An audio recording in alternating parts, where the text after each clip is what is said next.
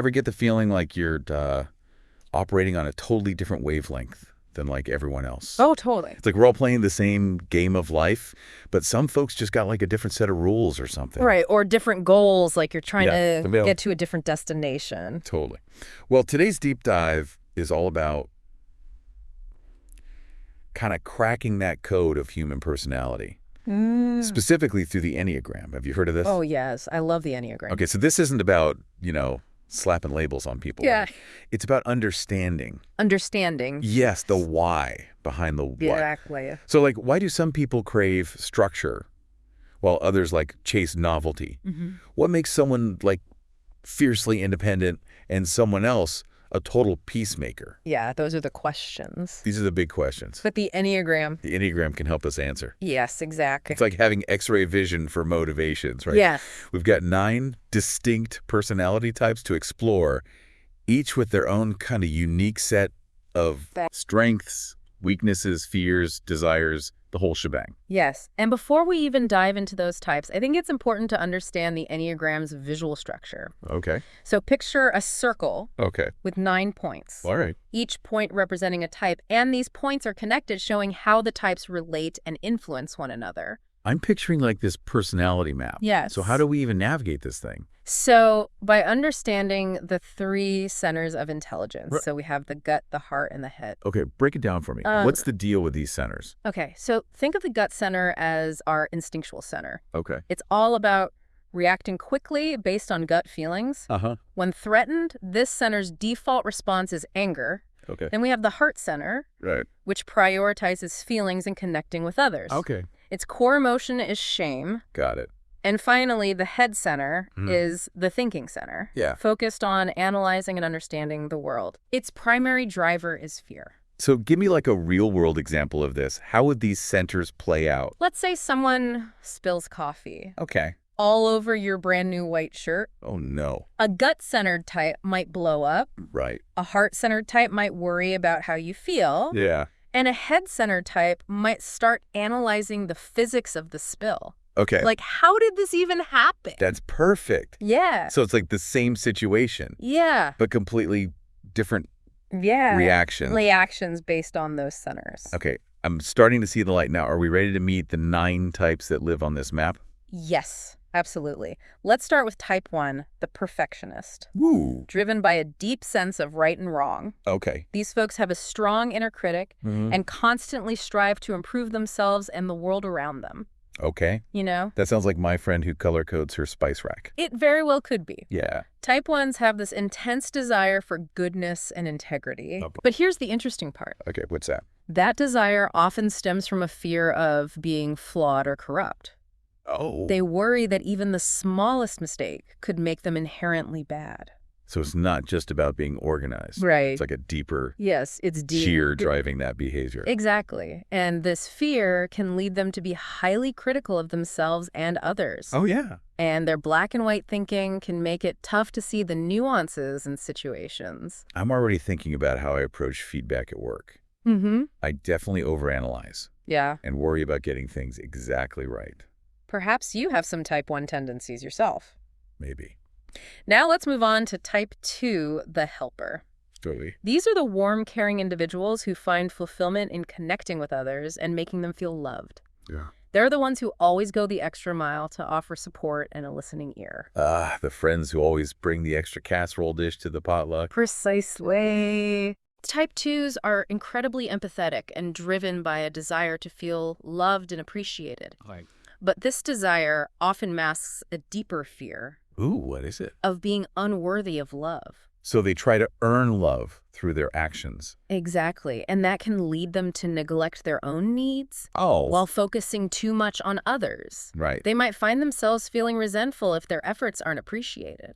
That makes total sense. Yeah. It's like they're pouring from an empty cup. Which is why it's so important for type 2s to learn healthy boundaries. Yeah. They need to prioritize their own well-being to avoid burnout and maintain healthy relationships. Okay, type 2, take note. Yes. Up next, we have type 3, the achiever. Ooh, yes. These are the ambitious-driven folks who excel in fast-paced environments and love to check things off their to-do lists. Yes, you'll often find type 3s at the top of their game, whether it's in their careers, personal lives, or social circles. Okay. They're incredibly adaptable and charismatic, always striving to be the best version of themselves.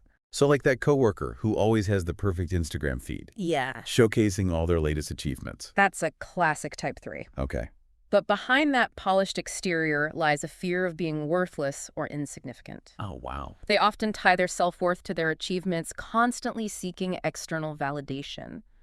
So it's not just about ambition, it's about a need to prove their value. Exactly. And this fear can lead them to become overly focused on appearances, struggling to connect with their true selves. Right. So they might look really successful, but are they actually happy? Learning to value their intrinsic worth separate from their accomplishments is a key challenge for type 3s. It's like they're wearing a mask of success, afraid to let anyone see the real person underneath.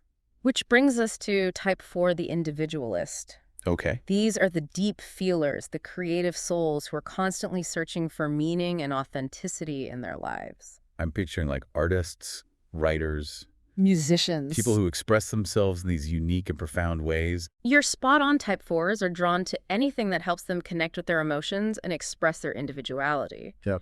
They have a rich inner world and a deep understanding of their own feelings. Mm-hmm. However, their fear of having no identity or personal significance can lead them down a path of comparison and envy. So they might look at others and feel like they're falling short. Exactly. They can get caught in a cycle of longing for something they feel is missing. Right. Which can lead to feelings of melancholy and isolation. It's like they're searching for a mirror to reflect their true selves, but they keep getting distracted by the reflections of others. That's a beautiful way to put it. Yeah. The key for type 4s is to embrace their own uniqueness without needing external validation. Easier said than done. Yes, but their individuality is their strength. Okay, on to type 5, the investigator. Yes. These are the knowledge seekers, the ones who are constantly absorbing information and trying to understand the world around them. Yes, they're often described as quiet and insightful. Type 5s are incredibly perceptive and independent thinkers. They have a deep need to feel capable and competent, especially in the face of the unknown. This drive for knowledge stems from a fear of being helpless or incapable. So they build up their knowledge base as a way to feel safe and in control. Precisely. Makes sense. They might withdraw from the world and isolate themselves in their pursuit of knowledge, neglecting their emotional needs and relationships in the process. It sounds like they're building a fortress of information around themselves. Yeah. Just like finding comfort in this world of ideas. And while that world can be a source of great comfort, it's important for type 5s to learn to connect with others and share their insights. Right. Their knowledge can be a powerful gift to the world, but only if they're willing to let others in. So it's about balancing their need for solitude. Yes. With the richness of human connection. Exactly. Okay, what about type 6, the loyalist? What makes them tick? Type 6s are the anchors of the Enneagram. They crave security, trust, and commitment above all else. Okay. They're fiercely loyal to those they love and are always prepared for the worst-case scenario. Those are the friends who always have a first aid kit? Yes. And an emergency plan no matter where they go. That's a classic type 6. Right. They're the reliable, dependable ones you want on your team in a crisis. For sure.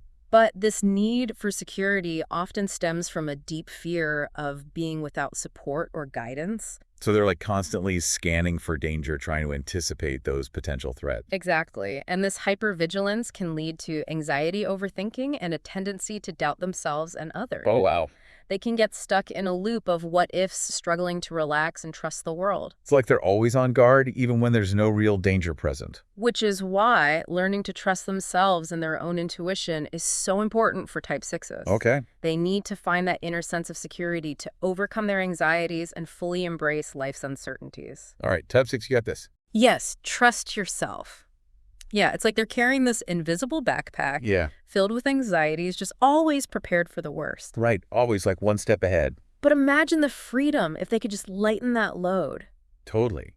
It's amazing how these like underlying fears can drive our behavior. It is fascinating. Makes you realize those like annoying quirks we all have are actually like defense mechanisms. Absolutely. That's what's so fascinating about the Enneagram. It's not about judging. It's about understanding. Totally. All right, I'm ready to read some more types. Who's next on our personality parade? Let's talk about type 7, the enthusiast. Okay. These are the vibrant, adventurous souls who bring a contagious energy to everything they do. Okay. They're constantly seeking new experiences, always up for a good time. You know those people who light up a room the moment they walk in? Yes. I bet they got some strong type 7 energy. You're probably right. Type 7s are incredibly optimistic and spontaneous. Okay. They see the world as a playground filled with endless possibilities. I love that.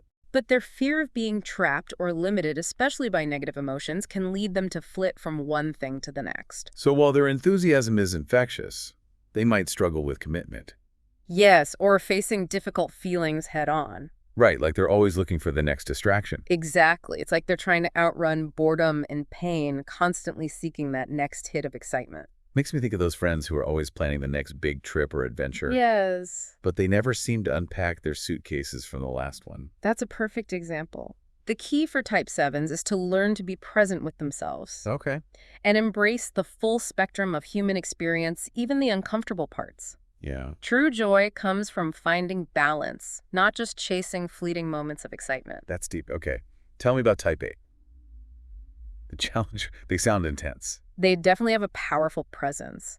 Type 8s are the strong, decisive types who aren't afraid to speak their minds and challenge the status quo. Okay. They value honesty, justice, and protecting the vulnerable. I'm picturing a fearless leader, someone who commands attention and isn't afraid to stand up for what they believe in. That's a great way to visualize a Type 8.